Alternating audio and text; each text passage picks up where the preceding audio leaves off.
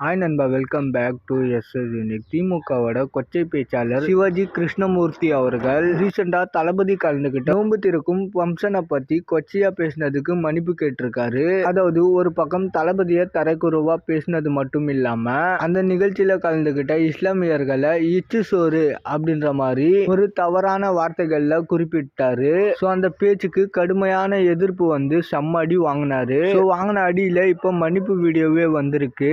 அதாவது இந்த மன்னிப்பு வீடியோல என்ன சொல்லியிருக்காரு அப்படின்னா, நான் பேசினது திருச்சிட்டாங்க அப்படின்ற மாதிரி சொல்லியிருக்காரு. பட் இவர் பேசின வீடியோவை ஷேர் பண்ணாங்க, அவ்வளவுதான். மற்றபடி எல்லா தவறான வார்த்தைகளும் இவர் தான் சொல்லியிருந்தாரு. ஸோ போதையை போட்டுட்டு தரைக்குறைவா பயங்கரமா வளரிட்டு இப்ப வந்து சோசியல் மீடியால இவரை திணிச்சுட்டாங்க அப்படின்ற மாதிரி சொல்றாரு. அண்ட் இன்னமும் இவரை திமுக கட்சியில வச்சிருக்கிறது ஆச்சரியமா தான் இருக்கு. ஏன்னா இது முதல் தடவை இல்ல. அவரு பேசுற எல்லா மேடையிலுமே அவரோட ஸ்பீச் இப்படிதான் இருக்கு. தொடர்ந்து இவரு இந்த மாதிரி அபியூஸா பேசுறாருன்னு தெரிஞ்சும் கட்சியில வச்சிருக்காங்க.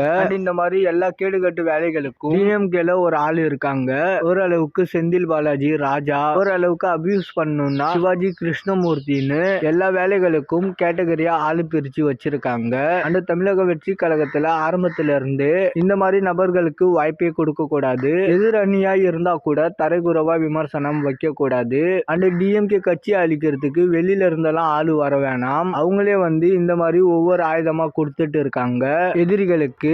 ஓகே நண்பா, இதை பத்தின உங்களோட கருத்துக்களை கமெண்ட்ல சொல்லுங்க. அண்ட் இந்த மாதிரி தளபதி பத்தின அப்டேட் தெரிஞ்சுக்க மறக்காம எஸ்எஸ் யூனிக் சேனலை சப்ஸ்கிரைப் பண்ணி சப்போர்ட் பண்ணுங்க. இதோட வீடியோ முடிச்சுக்கிறேன். ஓகே, பாய்.